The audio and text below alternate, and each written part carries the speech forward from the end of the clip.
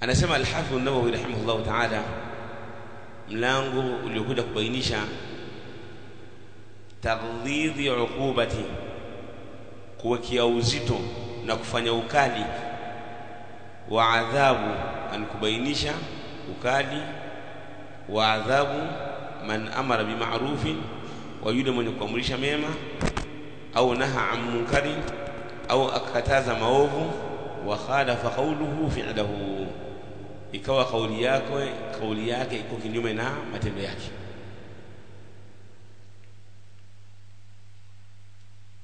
Hapa al-Hafidh an-Nawawi rahimahullah anataka tuelezee au anatuelezea kwamba wale al-amiruna bil ma'ruf wan nahuna 'anil munkar, wanatakiwa yale wanayoyasema na kuamrisha watu vile vile wayafanyie kazi. Ilikuwa maana yale maneno yako lazima uyafanyie kazi. Haifai ukawaambia watu jambo na wewe ukakhalifu, isipokuwa iwe ni katika ule mlango wa makosa, labda imetokea ni mara moja au kadha na kadha, kwa sababu ya ubinadamu ukawa umekosea, umelifanya hivyo.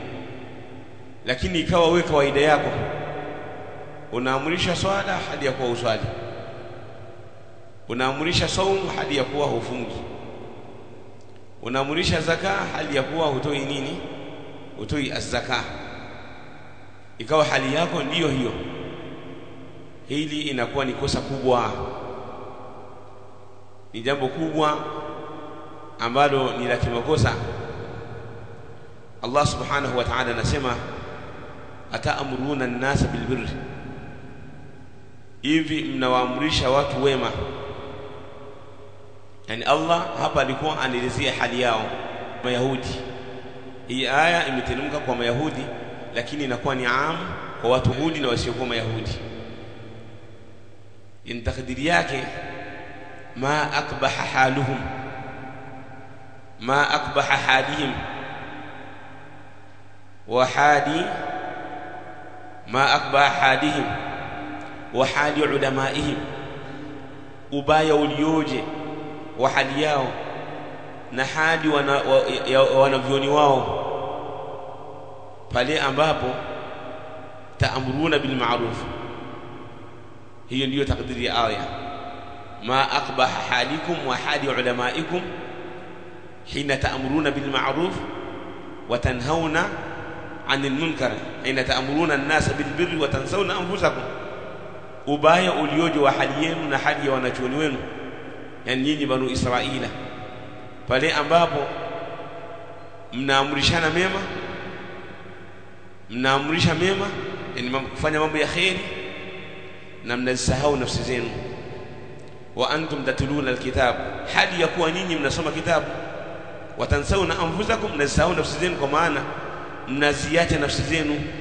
Tatrukuna anfusakum la ta'murunaha bil ma'ruf, mnaziacha nafsi zenu, hamziamrishi mema. Wa antum tatluna alkitaba, hali ya kuwa nyinyi mnasoma kitabu, yani Taurat. Wa antum tatluna alkitaba, hali ya kuwa nyinyi mnasoma kitabu, yani Taurat. Afala ta'qilun, hivi nyinyi hamna akili? Kwa nini hamzitumii akili zenu katika kuyafanya mambo ya khairi? Kwa nini hamzitumia akili zenu katika kuendea mambo ya khairi,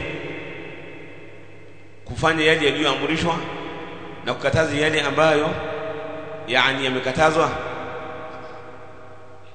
Na Allah subhanahu wa ta'ala pia anasema ya ayyuhalladhina amanu, enyi ambao mmeamini, lima taquluna ma la taf'alun, kwa nini mnayasema yale ambayo hamyafanyi?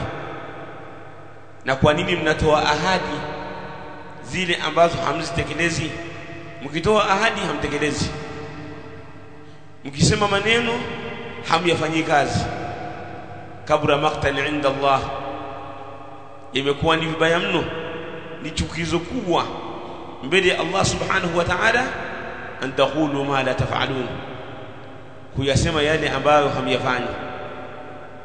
ni jambo ambalo ni baya mtu kusema kile ambacho hakifanyi au akahaidi kitu ambacho hakitekelezi.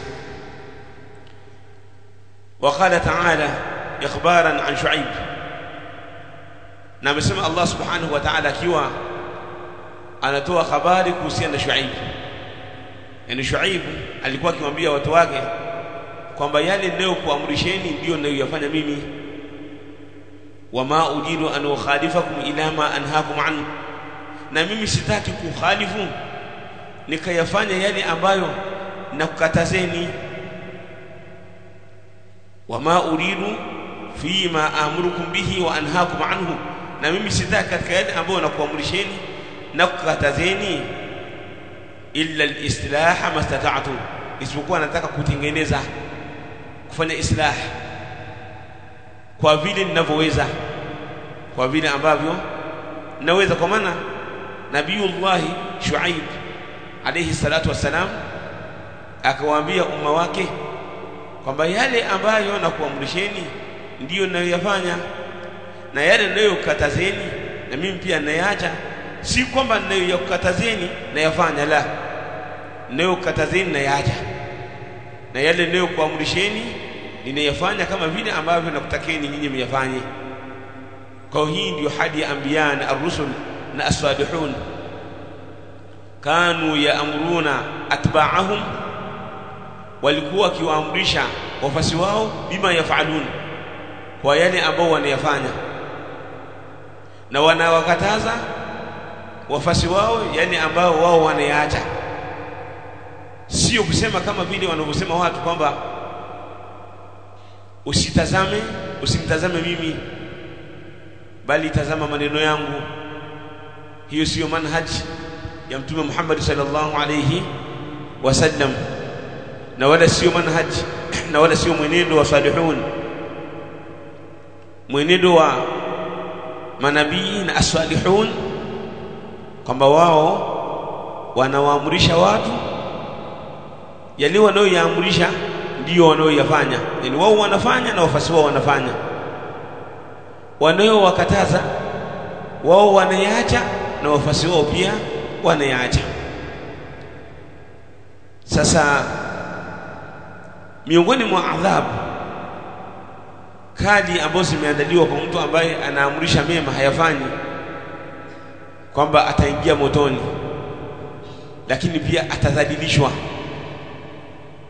mpaka wale ahlun nar watamwambia, mbona wewe katika hali kama hii, hali ya kuwa ulikuwa unaamrisha mema na unakataza maovu?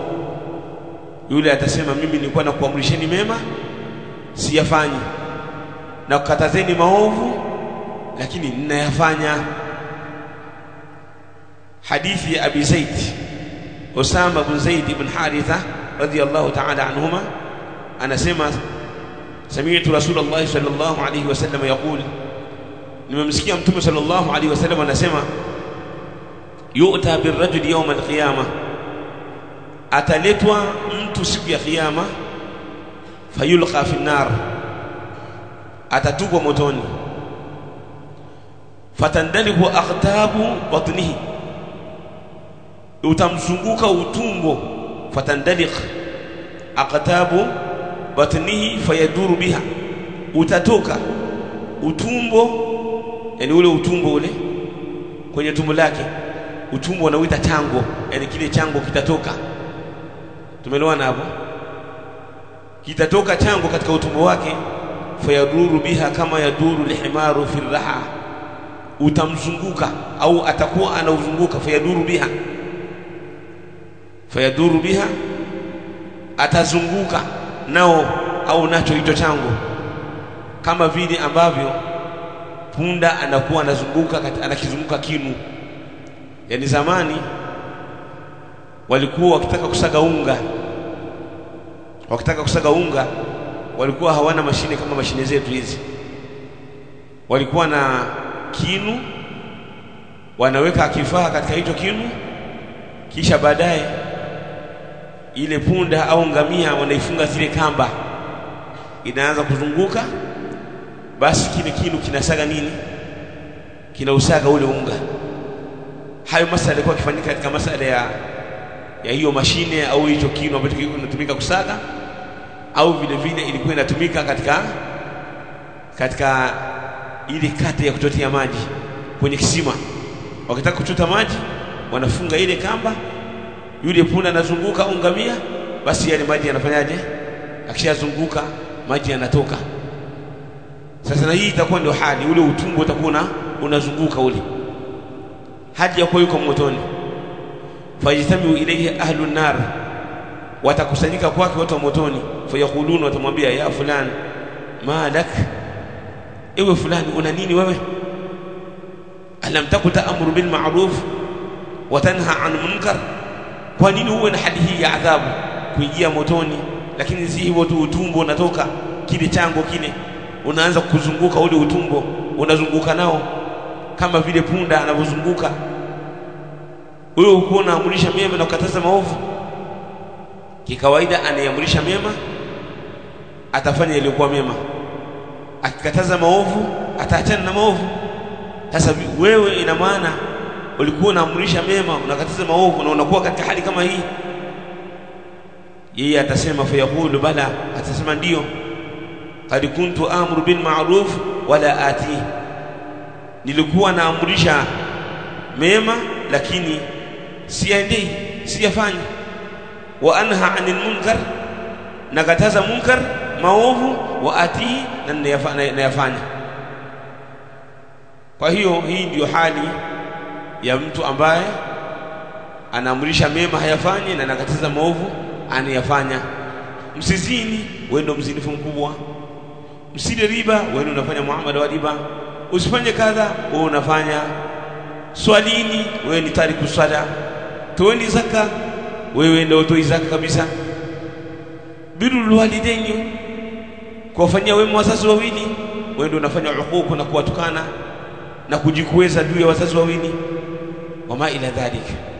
Kwa hiyo hali yako na hali yake itakuwa ndio hii, kwamba ataingia motoni na ule utumbo utatoka, ule kile chango utumbo wako utatoka, utakuwa unamzunguka, anazunguka nao. Anasema al-Hafidh an-Nawawi rahimahullah, qawluhu tandalik huwa bidali al-muhmala, ni dadi isiyokuwa na nukta, wa maanahu takhruj, yani kwa maana utatoka. Wal akhtab al-am'a, al-am'a ni chango au utumbo. Wahiduha qitbun, wahiduha qitbun. Tayib, kisha baada ya hapo al-Hafidh an-Nawawi rahimahullah ta'ala akataja hadithi nyingine, akataja mlango mwingine, babu al-amri bi ada'i al-amana, mlango uliokuja kubainisha amri ya kutekeleza amana, kwamba ni lazima kila mmoja aitekeleze amana. Adul amana, tekelezeni amana ambazo mmeaminiwa kwazo. Al-amana iwa al-ahibba ni ضد الخيانة. Al-amana ضد الخيانة, amana ni kinyume cha khiana. Wal muradu biha istilahan au shar'an, na mradi wake kisheria na kama walivyokubaliana maulama, ni kullu haqqin, ni kila haki ambayo, kullu haqqin ni kila haki ambayo lazima adauhu wa hifdhuhu, kullu haqqin lazima adauhu wa hifdhuhu, ni kila haki ambayo ni lazima kuitekeleza na kuihifadhi. Kila haki ambayo ni wajibu uitekeleze kama inavyotakiwa, na ni lazima uihifadhi kama inavyotakiwa. Hii inaitwa amana. Kwa mfano, haqqullahi azza wa jalla ala al-ibad, haki ya Allah kwa waja, kwa maana viumbe wa Allah subhanahu wa ta'ala al-mukallafun yalzamuhum adauhu, yani lazima kwa waja kutekeleza haki ya Allah subhanahu wa ta'ala, nayo ni fi'lu al-ibadat au fi'lu al-ma'murat wa tark al-manhiyat, ni kufanya mambo ya ibada mambo ya taa na kuacha mambo ya munkar, kufanya mambo ya ibada na kuacha mambo ya munkar. Hiyo ni haki ya Allah subhanahu wa ta'ala. Kwa hiyo mtu anapokuwa amefanya shirki, ashirku billahi azza wa jalla, huyu hajatekeleza amana kwa ajili ya Allah subhanahu wa ta'ala, hajatekeleza amana na wala hajaihifadhi. Mtu anapokuwa amefanya uququl walidain, hajatekeleza amana, kwa sababu inabidi amana yao wazazi wawili ni birruhuma, ni kuwafanyia wema. Kwa mfano katika hukuku al-ibad, mathalan ba'dhuhum li ba'd, wao kwa wao, waja wao kwa wao. Kwa mfano min mali, katika mali, ukiwa na mali ya mtu ukaidhulumu, haujatekeleza amana. Lakini ukihifadhi ukamrejeshia mali yake, mathalan mtu amekopesha ukamrejeshia mali yake, la shaka kwamba adaita madha al-aman, hapo umetekeleza amana. Lakini si hivyo tu, mathalan wadia, alwadia, mtu amekuwekeza kitu kwamba hii simu yangu naomba unihifadhie, au pesa yangu naomba uihifadhi.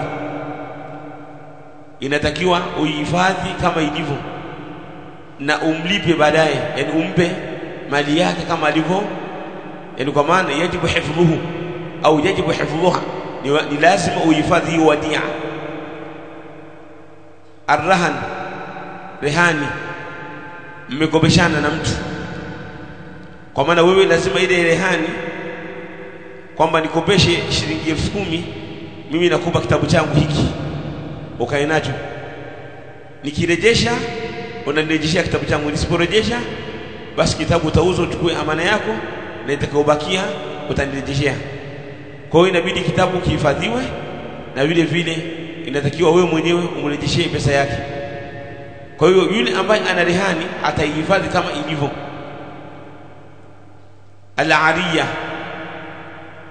Al-ariya, masali isti'ara, mtu umemwazima kanzu au kitabu kwa lengo la kusoma, gari kama nataka nifikie sehemu, pikipiki, baiskeli au ma ila dhalik, inatakiwa uhifadhi vizuri. Kama unaendesha, endesha kwa uzuri, kwa maana yajibu hifdhuha, hicho kilichokuazima lazima ukihifadhi. Wa yajibu taadiyatuhu, na inatakiwa ukirejeshe, yani kwa maana utekeleze ile amana, kuirejesha kwa mwenyewe kama inavyotakiwa. Kwa hiyo hapo ukifanya hivyo utakuwa umetekeleza nini? Amana. Ni katika mali hiyo ni katika mali. Kullu haqqin lazima adauhu wa hifdhuhu, hiyo ndio amana. Kila haki ambayo ni lazima kuitekeleza ilivyo, kama ni kuirejesha uirejeshe, wa hifdhuhu, na kuihifadhi vile inavyotakiwa. Si hivyo tu, hivyo la hibba wa nafsi unatakiwa uihifadhi na kutekeleza mambo ambayo ni wajibu kuyatekeleza katika nafsi. Ukianzia katika nafsi yako, uitumikishe nafsi yako katika ibada, hiyo ndo adaul amana. Yani uitumikishe nafsi yako katika yale ambayo Allah ameiumba kwa ajili yake, na uiepushe hiyo nafsi yako kuingiza katika sehemu ya kuangamia. Wala tulqu biaidikum ila tahluka, msizingize nafsi zenu katika maangamivu. Kwa hiyo hii inaitwa taadiyatu madha al-amana, uitekeleze amana na uhifadhi amana. Nafsi za watu wengine usiue nafsi yako na usiwaue watu wengine. Lakini pia si hivyo tu, hiyo ni katika nafsi. Al-ird, heshima, uheshimu nafsi yako na uheshimu watu wengine. Na hizi ni katika makasidu sharia pia, ambayo ukitazama sheria zote, yani sheria kuanzia mwanzo mpaka mwisho, kwamba zimekuja kuchunga hizi na kuhifadhi hizi makasidu sharia au ad-daruriyatul khams, hizi dharura tano kama vile ad-din, an-nafs, almal, alaql, al'ird, na wengine wakasema kwamba an-nasl. Ndo Allah subhanahu wa ta'ala katika vitu hivi akawa ameweka mpaka adhabu, akaweka mpaka zile hadi za duniani. Ukimsingizia mtu kwamba amezini, ukamsingizia mtu kwamba kafanya zina, inabidi upigwe fimbo ngapi? Fimbo 80. Lazima upigwe fimbo 80. Hazi hiya hifdhan limadha? Lil'ird, kwa lengo la kuhifadhi heshima yake. Ukiua katika sheria ya Uislamu inabidi uwawe, ndio hukumu yake, wama ila dhalika. Kwa hiyo mtu atakapokuwa ameenda kinyume na vitu kama hivi atahesabika kwamba amevunja amana, ameenda kinyume na amana, kwa maana lam yuaddi al-amana, hajaitekeleza amana. Kwa amana yajibu adauha wa hifdhuha, ni lazima kuitekeleza na kuihifadhi amana. Kabla atuyasoma maneno ya al-Hafidh an-Nawawi rahimahullah, tusome maneno ya Sheikh wetu Sheikh Abdul Razzaq hafidhahullah ta'ala al-Bukua, anaelezea kuhusiana masala ya al-amana katika sharh ya durusu muhimma ya Sheikh al-Islam Abdul Aziz bin Baz rahimahullah ta'ala. Sheikh Abdul Aziz bin Baz wakati anaelezea mambo ambayo ni mazuri, tabia njema ambazo mwanadamu anatakiwa jipambe nazo, akataja masala ya al-amana. Sheikhuna Sheikh Abdul Razzaq hafidhahullah ta'ala akasema, wal amanatu sha'nuha fi dinillahi tabaraka wa ta'ala adhim. Amana jambo lake katika dini ya Allah subhanahu wa ta'ala ni kubwa. Aradaha Allah jalla wa ala samawati wal ard, Allah subhanahu wa ta'ala alidhihirisha ile amana katika mbingu na ardhi. Fa ashfaqat, zikawa zimeogopa min hamliha, kuibeba. Yani Allah subhanahu wa ta'ala alidhihirisha amana kwa mbingu na ardhi. Mbingu na ardhi zikawa zimekataa, zimegoma, zikaogopa kuibeba amana. Li'idhami al-amana wa 'idhami sha'niha, kwa sababu ya ukubwa wa amana, ukubwa wa amana na yani ule ukubwa wa jambo lake. Allah subhanahu wa ta'ala anasema, inna aradna al-amanata 'ala as-samawati wal ardi wal jibal, hakika sisi tumeidhihirisha amana katika mbingu na ardhi, wal jibal, na majabali. Fa abaina an yahmilnaha, yote vikagoma, vikakataa kuibeba. Wa ashfaqna minha, vikaogopa kuhusiana kuibeba amana. Wa hamalaha al-insan, lakini mwanadamu akawa ameibeba hiyo amana. Innahu kana dhaluman jahula, hakika mwanadamu ni mwingi wa dhulma na ni mwingi wa ujinga. Anasema Sheikhuna Abdul Razzaq hafidhahullah, wal amanatu bimaanaha al-'am, na amana kwa maana yake iliyoenea ambayo ni 'am. Tatanawalu ad-dina kullah, inakusanya dini yote. Lianna Allah subhanahu wa ta'ala khalaqa al-ibada liya'buduhu, kwa sababu yeye Allah subhanahu wa ta'ala amewaumba waja ili wapate kumwabudu. Wa awjadahum liyuti'uhu, na akawaweka duniani ili wapate kumtii. Wa hadhihi amanatun yalzam kulla insanin an yahfadhaha au an yahfadhaha, hii amana inamlazimu kila mwanadamu kuihifadhi. Ni kama ile ambayo tumesema katika taarifu ya amana kwamba ni ile ambayo yalzamu adauha au adauhu, yani haqqun yalzamu adauhu wa hifdhuhu, ni haki ambayo ni lazima kuitekeleza na kuihifadhi. Kwa hiyo inatakiwa amana ihifadhiwe. Wa ayuna biha, na iwekewe umuhimu. Kisha akaelezea Sheikh Abdul Razzaq hafidhahullah akasema, wannatu fi dhalika inqasamu ila aqsamin thalathatin, na watu katika amana juu ya kuibeba na kutoibeba. Hao wanadamu wamegawanyika makundi matatu. Yani kuna wanadamu ambao naam walisema tutaibeba lakini hawakuibeba haqqan, na kuna wale ambao waliibeba haqqan, wale ambao wameibeba kweli kweli. Sasa wamegawanyika sehemu tatu. Bayanaha Allah subhanahu wa ta'ala fi tamami siyaqi almutaqaddim. Allah ameibainisha katika mtiririko wa aya, mtiririko uliotangulia aliposema, yani baada ya kusema kwamba yani wahamalaha al-insan, na akaibeba mwanadamu, innahu kana dhaluman jahula, hakika mwanadamu ni mwingi wa kudhulumu na ni mwingi wa ujinga.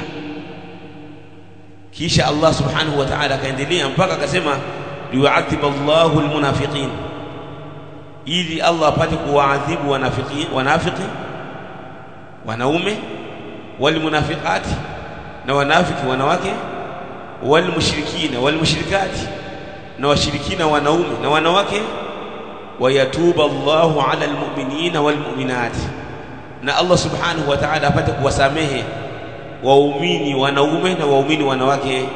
Wa kana Allahu ghafurar rahima, na amekuwa Allah subhanahu wa ta'ala ni mwingi wa msamaha na ni mwingi wa huruma.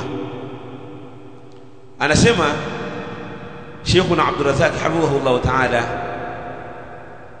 faqismun, kuna kundi la watu iddaa hifdha al-amana fi dhahir, wamedai kuhifadhi amana kwa dhahir. Yani kwa dhahir wanadai kwamba wamehifadhi amana, lakini kwa undani hawajahifadhi. Yani kiundani hawajahifadhi amana, lakini kwa kuwadhihirishia watu kwamba wao wamehifadhi amana, lakinna batinahu kharabun tabab, lakini ule undani wao wameharibu na wamepata hasara. wa huwa almunafiq, na ni wanafiq. Wanafiq wanadhihirisha khairi kwamba wao ni waislamu na kwamba wameibeba amana ya Allah subhanahu wa ta'ala, ambayo amewatwika wanadamu kwamba lazima waitekeleze na ni lazima waihifadhi. Lakini katika batin, kiundani, abadan wao hawajahifadhi amana, na ndio maana Allah subhanahu wa ta'ala akawaelezea liyu'adhib Allahu almunafiqin walmunafiqat, Allah apate kuwaadhibu wanafiki wanaume na wanawake. Kwa nini? Wanadhihirisha kwamba wao wameitekeleza amana na wamehifadhi amana, na yale ambao ni wajibu juu ya amana wameyafanyia kazi, wakati si kweli, kiundani si kweli. Sasa Allah anawaadhibu kwa sababu ya kutoitekeleza amana, kutoifanyia kazi vizuri amana. Kisha alqismu thani, sehemu ya pili, wa qismun adhaa al-amanata fi dhahirihi, na kuna kigawanyo cha watu wengine ambao wameipoteza amana, hawajaifanyia kazi kwa dhahiri yake, wa batinihi, na ndani yake, wa sirrihi wa alanihi, na kwa siri na kwa kutangaza. Wao moja kwa moja wamejiweka wazi kwamba sisi amana hatuibebi, tulihaidi naam, lakini hatuibebi, hatuifanyii kazi, sio kwa dhahir na wala sio kwa batin. Ni akina nani? Wa huwa almushrik, nao ni washirikina. Hawakuibeba amana washirikina, ayu alhibba. Kwa hiyo na hao Allah subhanahu wa ta'ala akasema wa yu'adhib Allahu almunafiqin walmunafiqat walmushrikina walmushrikat, na hao pia Allah anawaadhibu.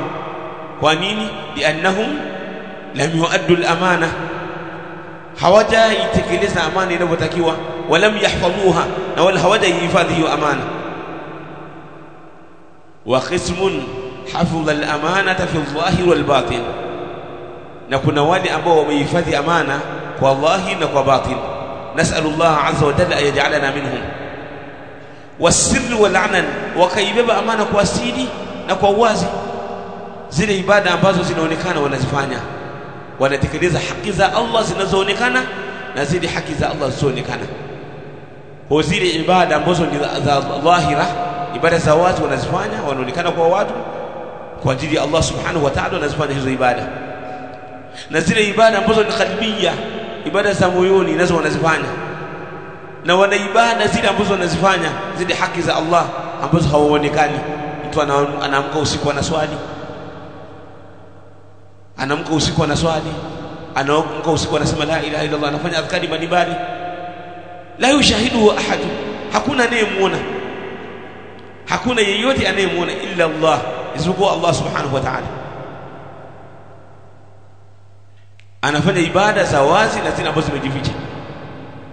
Hawa ni wahum ahlul iman, hawa ni watu wa imani, hawa ndio ambao wameibeba amana ya Allah haqqan wa sidqan, wameibeba kwa ukweli kabisa hiyo amana. Wa min al-amanati hifdhu huquqi al-ibad, na miongoni mwa amana anasema Sheikh wetu Sheikh Abdul Razak hafidhahullah ni kuhifadhi haki za waja, wal wafau ma'ahum, na kuzitekeleza hizo amana kwa ajili ya hao waja, fima atamanu alayhi min aqwalin au masalih, min aqwalin au masaliha au manafi' au nahwi dhalik, kwa yale ambao wamekuamini katika mali, katika maneno na katika maslahi mbalimbali na manufaa. Yale ambao wamekuamini katika maneno, tekeleza amana, uitekeleze amana kama ambavyo ulivyoaminiwa kwa maneno yako. Bwana nikopeshe mimi nitarejesha, rejesha. Umeweka kwenye duka, ulikuwa kijijini huko, mbali huko kijijini huko, huna mbele wala huna nyuma, ndugu yako akakuita akasema njoo tufanye kazi, tekeleza amana. Lakini sio unafika unafanya mambo ya hovyo, yani badala ukuze ile biashara ili muendelee kupata riziki, unaanza kuiba. Na hii ni kawaida ya vijana wa sasa. Vijana wa sasa wakiajiriwa katika kazi za watu, maduka ya watu na kwenye kazi za watu, wanakuwa sio waaminifu, wanaiba mpaka wanakoma ukoko.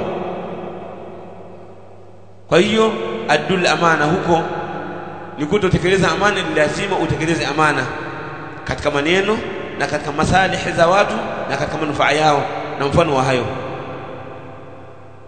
Anasema hafidhahullah ta'ala, wa hawasul insani kulliha amana, yani mambo ya hisia na zile manafi' zote ni amana. Yani macho yako ni amana. Al-khawas anakusudia al-khawasul khams, kama vile kusikia, kuona, kushika, yani kwa maana kama kugusa hivi, tumeelewana vizuri, kuonja, kunusa, yote hivi ni amana. Sheikh,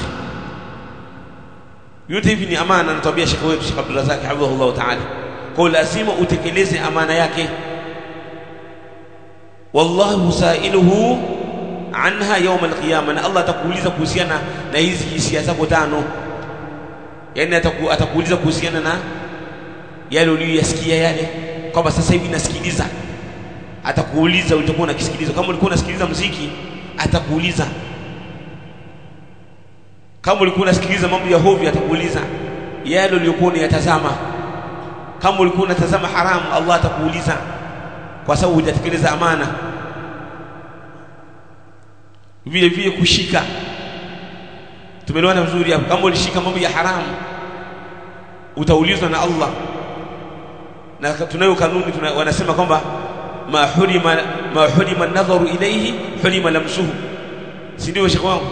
Ile ambayo ni haramu kuitazama na ni haramu kunini, kuigusa. Kile ambacho ni haramu kuitazama ni haramu kuigusa. Kwa utaulizwa kile ambacho ulikitazama na utaulizwa kile ambacho ulikigusa, pia utaulizwa mbele Allah tabaraka wa taala. Kwa yote hiyo utaulizwa.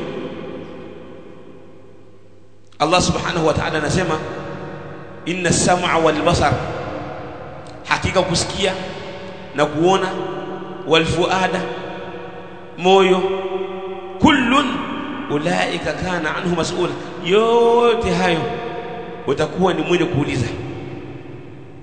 Utakuwa ni mwenye kuuliza kwa ulivitumia. Masikio yako uliyatumia katika nini? Macho yako uliyatumia katika jambo gani? Mikono yako, kusikia kwako, wama ila dhalika, ulikuwa unasikiliza nini? Pale ambapo unakuwa na simu yako mwenyewe, naona unasikiliza wengine hawasikii. Sasa utaulizwa ulikuwa unasikiliza nini? Ulikuwa unasikiliza mauidha au ulikuwa unasikiliza Qur'an au ulikuwa unasikiliza muziki au taarabu au ulikuwa unasikiliza mambo ya haramu? Utaulizwa يوم القيامه. Kwa yote hayo kila mmoja ataulizwa. Kwa hiyo huu mwili wetu huu tuliokuwa nao na hizi hisia zilizopo, yani kwa maana masikio, macho, kushika, miguu wama ila dhalika, yote inabidi utekeleze amana yake, uvifanyishe kazi na uvitumikishe kutokana na vile anavyotaka Allah subhanahu wa ta'ala. Ikiwa ni kinyume, basi Allah subhanahu wa ta'ala atakuuliza. Wa maluhu amana, na mali yake ni amana. Indahu yusalu anhu yawm alqiyama, ataulizwa mbele Allah subhanahu wa ta'ala kuhusiana na hiyo mali. Wa waladuhu amana, watoto wake, watoto aliyokuwa nao ni amana. Ataulizwa namna alivyowalea na namna ambavyo aliwaachia dini au aliwaachia nini. Ataulizwa alipambana vipi kuweza kuwaongoza katika dini ya Allah subhanahu wa ta'ala. Ataulizwa.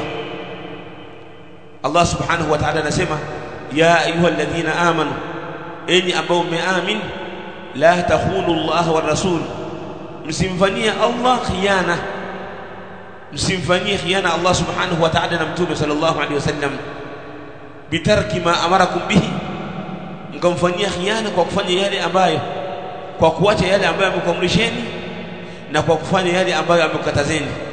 Msifanye khiana, kumfanyia khiana Allah na mtume. Watakhunu amanatikum, ikawa ni sababu ya kuzifanyia khiana amana zenu. Mkimfanyia khiana Allah, itakuwa ni sababu ya kuzifanyia khiana amana zenu ambazo mlitakiwa kuzihifadhi. Wa antum ta'lamun, hali ya kuwa nini mnajua. Wa antum ta'lamun, hali ya kuwa nini yani mnajua, yani ta'lamuna annahu yajibu alwafa'u bil amana, hali ya kuwa nyinyi mnajua kama ni wajibu kuzitekeleza amana, mnafahamu hilo. Yote hayo mtaulizwa mbele Allah tabaraka wa taala. Wa'lamu, tambueni, annama amwalukum wa auladukum fitna, tambueni kwamba mali zenu na watoto wenu kuwa ni fitna. Wa anna Allah indahu ajrun adhim, na kwamba Allah subhanahu wa ta'ala yeye ana ujira mkubwa. Ay ibtila wa imtihanan, kama Allah amekupa mitihani, amekupeni mabalaa.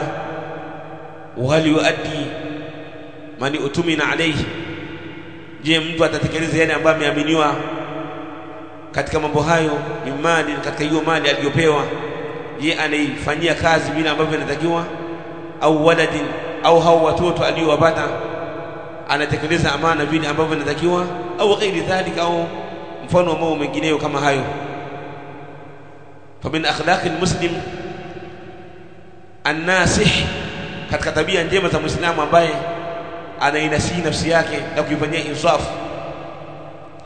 riayatul amana, ni kuichunga amana, wa hifdhuha, na kuihifadhi amana, wal inayatu biha, na kuitilia umuhimu amana, bimaanaha al-khas wal 'am, kwa maana yake ambayo ni ya pekee na maana ambayo inaenea katika maana zote, kwamba kila mmoja atekeleze amana vile ambavyo inatakiwa, asifanye khiana.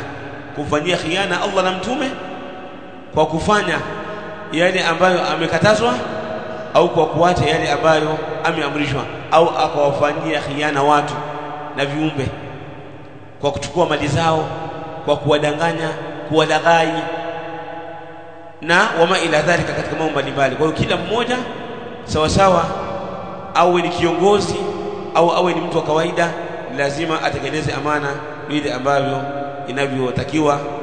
Na huu ndio mwisho wa maneno ya Sheikhuna Abdul Razzaq ibn Abdul Muhsin ibn Hamad al-Badri hafidhahullah ta'ala, alipokuwa anashirisha neno al-amana katika ad-durusu al-muhimma.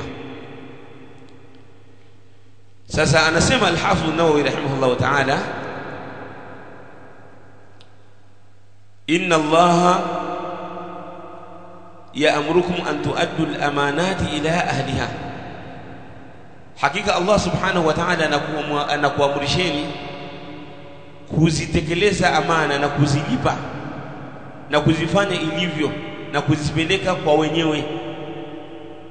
Ikiwa umeaminiwa katika jambo lolote lile, lazima ulitekeleze vile inavyotakiwa.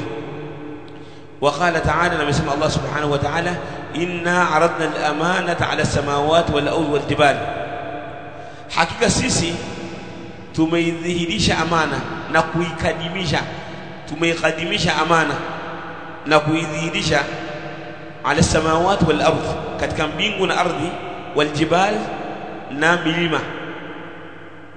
Fa abaina an yahmilnaha, milima, ardhi na mbingu vikagoma kuibeba hiyo amana. Wa ashfaqna minha, na vikaogopa kabisa hiyo amana. Wa hamalaha al-insan, na kawa ameibeba mwanadamu. Innahu kana dhaluman jahula, hakika mwanadamu amekuwa ni mwingi wa dhulma, yani shadidu dhulmi wal jahli nafsi, amekuwa ni mwingi wa dhulma, amekuwa ni mwingi wa dhulma na mwingi wa ujinga, ni mwenye kujidhulumu nafsi yake na ujinga katika nafsi yake. Anasema al-Hafidh an-Nawawi rahimahullah ta'ala an Abi Hurairah radhiyallahu anhu anna Rasulullah sallallahu alayhi wasallam qala, Mtume sallallahu alayhi wasallam amesema, ayatul munafiqi thalath, alama za munafiki ni tatu. Idha haddatha kadhaba, akizungumza atasema uongo. Wa idha wa'ada akhlafa, na akiahidi ataenda kinyume na ahadi yake. Wa idha wa'ada akhlafa, akitoa ahadi basi anaenda kinyume na hiyo ahadi. Wa idha tumina khana, na anapoaminiwa anafanya khiana. Muttafaqun alayhi. Wa fi riwaya wa in sama wa salla wa za'ama annahu muslim, na katika riwaya hata kama ataswali na hata kama atafunga na akaswali na akadai kwamba yeye muislamu, hakika yeye atakuwa na alama za nini? Za munafiki. Hizi zinaitwa an-nifaqul amali. Zinaitwaje? an-nifaqu madha al-amali, ni unafiki wa kimatendo. An-nifaqu nifaqan, unafiki umegawanyika sehemu mbili au uko sakuli mbili. Kuna an-nifaqu al-amali na an-nifaqu al-i'tiqadi. Kuna ule unafiki wa kimatendo na kuna ule unafiki wa kiitikadi. Unafiki wa kimatendo ni kama huu: mtu ni muislamu lakini ni muongo. Huyu matendo yake ni matendo ya wanafiki. Ni muislamu akitoa ahadi hatimizi, yani idha wa'ada akhlafa, akiahidi anaenda kinyume na ahadi, yani hatimizi ahadi yake.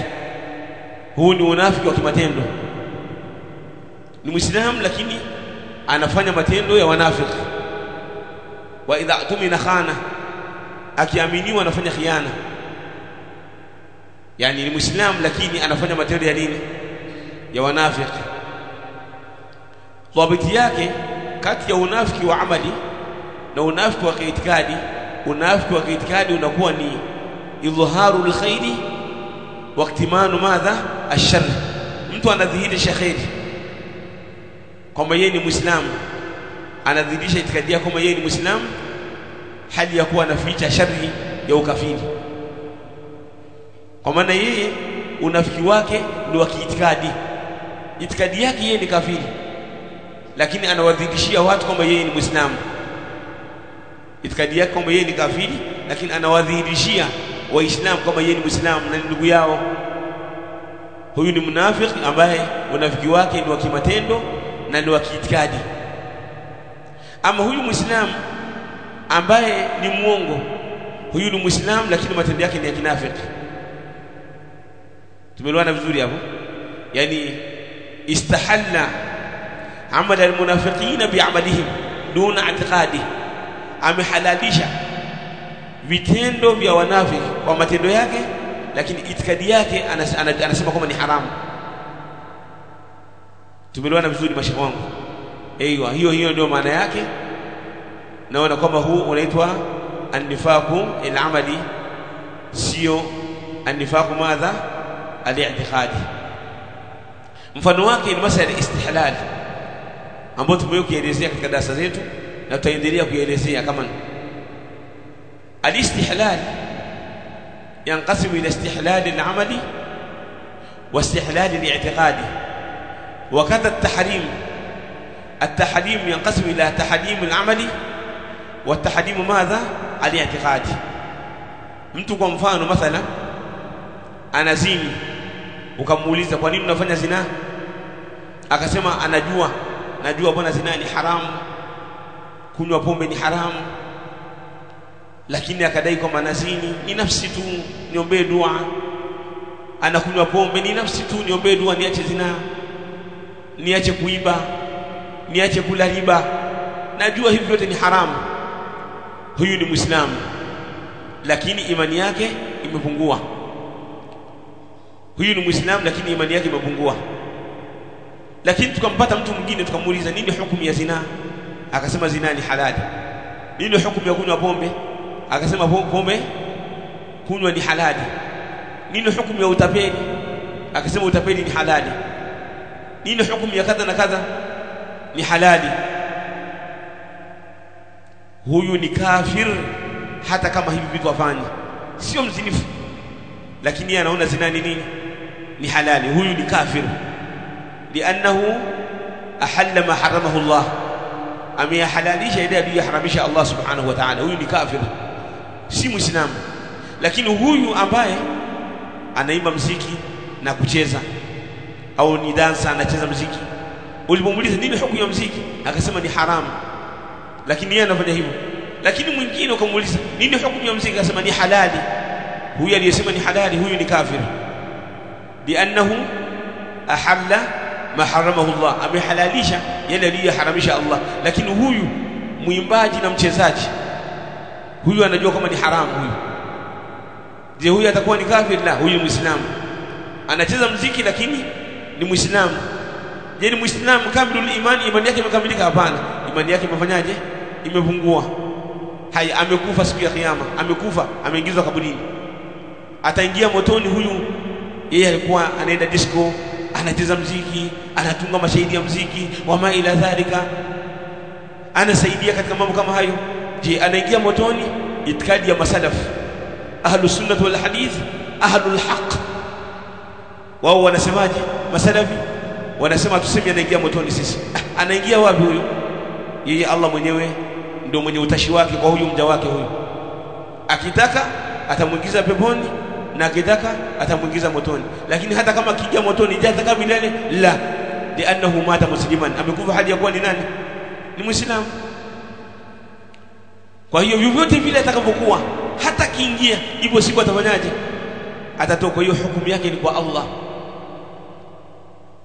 Kwa hiyo sisi tunasema kama ilivyokuwa itikadi ya ahli sunna jamaa, kama alivyosema Imamu Tahawi rahimahullah ta'ala, nakhafu minhu wa narju lahu, tunamuogopea huyu mtu kwamba sitakaingia motoni.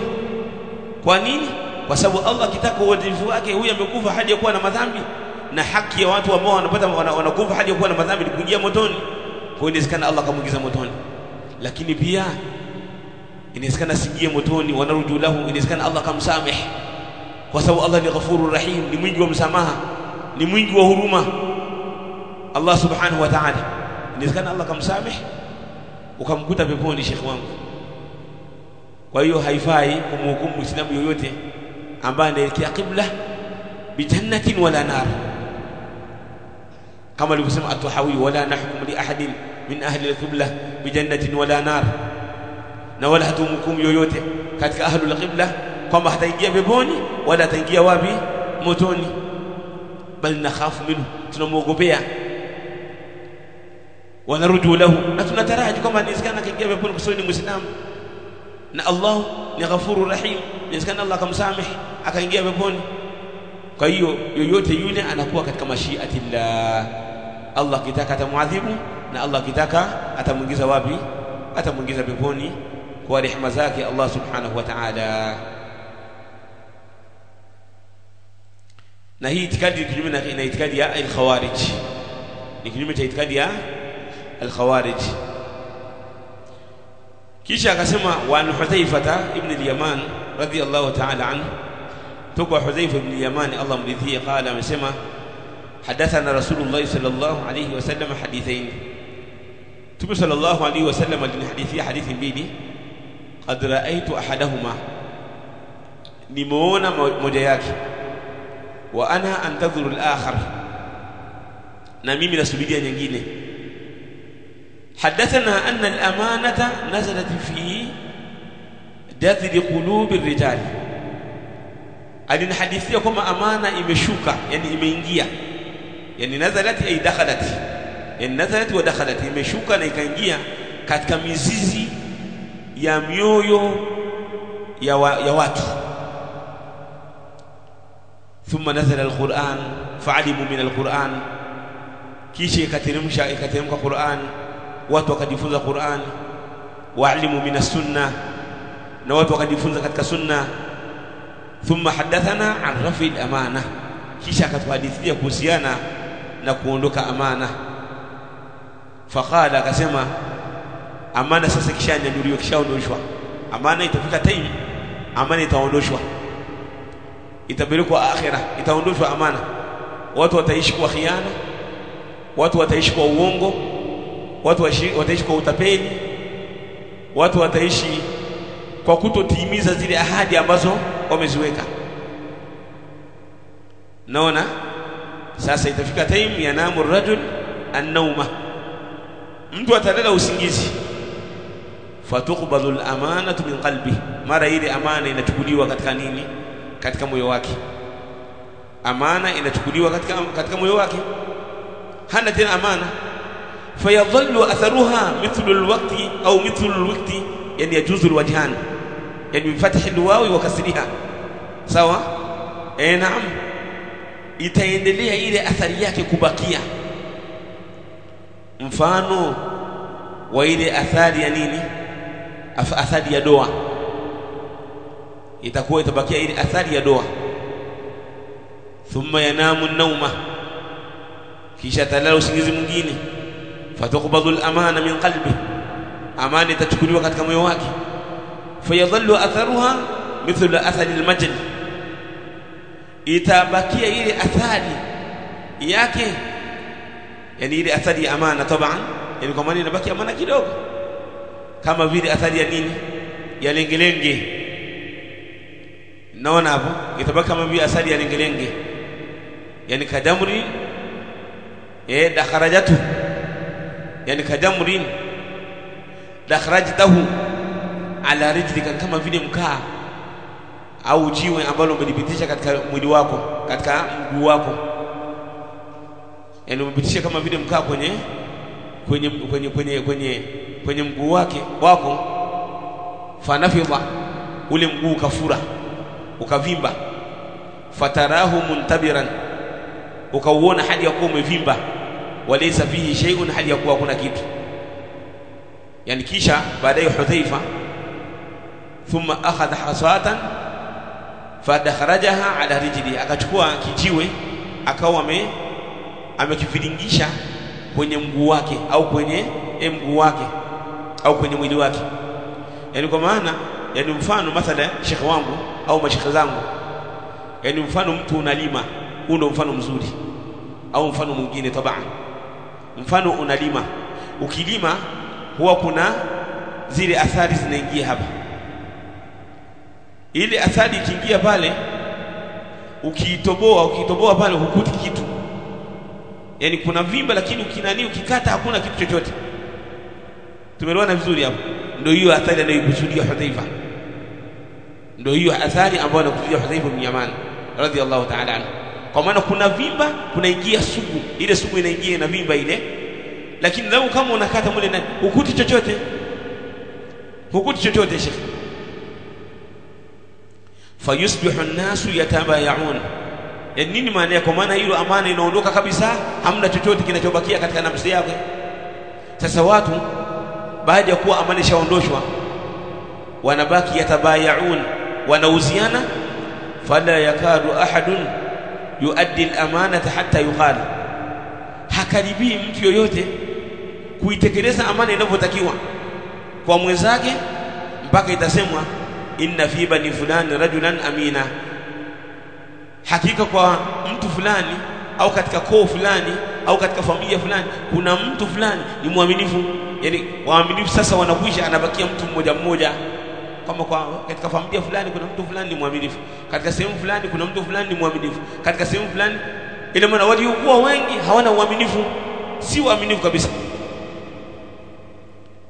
Naona tumeliwana ya ikhwata, anaambiwa ma ajdada, anaambiwa huyo mtu ma ajdada wa ma adhrafa. Ma ajdada kwamba uzuri ulioje wa nguvu yake, uzuri ulioje wa nguvu yake. Wa ma adhrafa, na uzuri ulioje wa ile akili yake, ni mtu ambaye ni yakadha, ni mwelevu, uelevu ulioje. Wa ma aqala, akili ilioje ya mtu huyo. Watu wanamsifia kwamba ni mwaminifu, ana akili, ana nguvu katika biashara au wama ila dhalika, katika kutengeneza amana. Wa ma fi qalbihi mithqalu habatin min khardalin min iman, hadi ya kuwa ukimtazama mtu huyu katika nafsi yake hakuna chembe hata ndogo kama vile mdudu chungu au kitu ambacho hakionekani isipokuwa kwa mwanga. Hamna chochote katika haba, katika imani hamna punje kidogo ya imani, hamna mtu huyo. Yani yule anayesifiwa hata imani yenyewe hana. Anasema Hudhaifa ibn Yaman, hiyo ni katika zama za huyu sahabiyun dalil Hudhaifa, walaqad ata alayya zamanun wama ubali ayyukum bay'atu, hakika zimeniingia zama mimi sijali nauziana na nani. Yani kwa maana watu wote si waaminifu. La in kana musliman, ikiwa ni muislamu, yarudduhu ala dini, la yarudduhu alayya dinu, kama atakuwa ni muislamu basi dini yake itamrejesha, kwamba kwa kuwa yeye ana imani basi ile dini yake imrejeshe kwamba usidhulumu, dini na kukataza kufanya dhulma, tekeleza amana ya watu, rejesha amana ya watu. Wala in kana nasraniyan au yahudiya, kama atakuwa ni mkristo au yahudi, liyaruddahu alayya sa'ih, atamrejesha yule kiongozi, labda gavana au yule wali ambaye anaongoza katika hiyo sehemu, atamrejesha kwamba rudisha amana ya watu. Wa amma al-yawm, ama kwa sasa, fama kuntu ubay'a, mimi sasa siwezi kuuza wala kununua, siwezi kufanya biashara na mtu yoyote minkum katika nyinyi, illa fulanan wa fulanan. Yani huko mwanzo alikuwa hajali, anaweza kufanya biashara na Mkristo, anaweza kufanya biashara na Myahudi, anaweza kufanya biashara na Muislamu. Akiwa ni Mkristo na Myahudi, yule msimamizi kiongozi wa hilo eneo atamwambia tekeleza amana ya watu. Kama alikuwa ni Muislamu jayyid, ile dini yake ya Uislamu itamwambia rejesha amana ya watu. Ama sasa hilo swala halipo, hilo swala la kutekeleza amana halipo.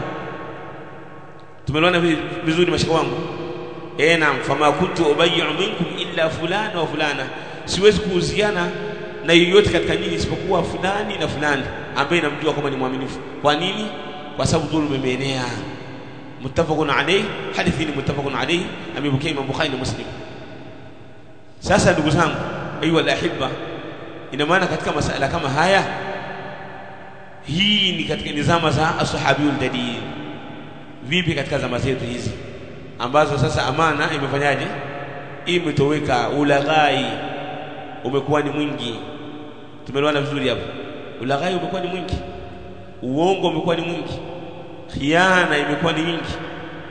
Naona kwa hiyo hii inatulazimu kwamba wote ni lazima kila mmoja ajitahidi awe ni mwenye kunini, ni mwenye kufuata yale ambayo yameamrishwa na Allah subhanahu wa ta'ala, kutekeleza amana za Allah na mtume na kutekeleza amana za watu. Anasema al-Hafidh an-Nawawi rahimahullah ta'ala, anasema qawluhu, ama qawli yake aliposema yathurun bi fathi al-jim wa iskan ad-dal الذال جذر بفتح الجيم وإسكان الذال المعجمة وهو أصل الشيء ni asili ya kitu sawa ndio wewe tunataka kwa maana ni mizizi si ndivyo walwaqtu bitai tumesema kama inafaa bi alfathi alwaqtu na inafaa bi alkasr yani yajuzu fiha alwajhan bitai almuthanna ambayo ina nukta mbili min fawq yani juu yake al-atharu al-yasir ile athari nyepesi ambayo tumesema ni kama kule kuvimba au ni suku fulani hivi sawa والمدل بفتح الميم وإسكان الجيم وهو تنفذ في اليد من كل كفيبة katika mkono ونحوها na mfano wake min athari amali kutokana athari ya kazi wa ghairihi na mfano wake kama ile athari ya mathala kulima si ndivyo ukiwa umeshika ule mpindi ule kulima au kukata kuni au kubeba mawe mfano masala kama hayo qawluhu muntabiran yani murtafi'an yani kwa maana ile imefura imevimba au imejitokeza qawluhu sa'ihi ay alwadi alayhi yule gavana au yule msimamizi katika hilo eneo kisha akataja hadithi ya Hudhaifa na Abi Hurairah radhiyallahu ta'ala anhuma ala qala Rasulullah sallallahu alayhi wasallam yajma'u Allah tabaraka wa ta'ala inshallah katika darasa itakayofuatia inshallah tanzia katika hii hadithi biidhnillah azza wa jalla. Markaz Imam al-Muzani ni taasisi inayojishughulisha na shughuli mbalimbali ikiwemo kuelimisha jamii, kusimamia madrasa, kusomesha vijana katika level za tamhidi, yani asiyejua kusoma kabisa, ibtidai pamoja na mutawasita. Tunakuombeni mchango wenu kwa lengo la kuendeleza shughuli zetu za markaz kama vile chakula cha wanafunzi, upanuzi wa madrasa na kadhalika. Na kwa sasa tunahitaji kununua nyumba ili kupanua madrasa na kiasi kinachohitajika ni shilingi milioni 60 za Kitanzania. Karibuni, changia kwa namba Airtel Money 0689546152, M-Pesa 0752809553. Pia changia kupitia Amana Bank kwa namba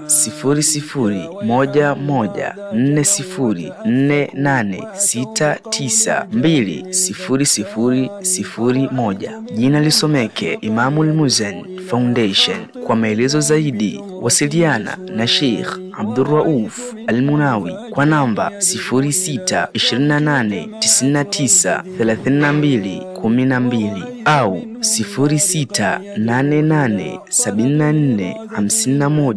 0688745131. Karibuni tuifanyie ziara Markaz Imam al-Muzani. Wabillahi tawfiq. Wassalamu alaykum wa rahmatullahi wa barakatuh.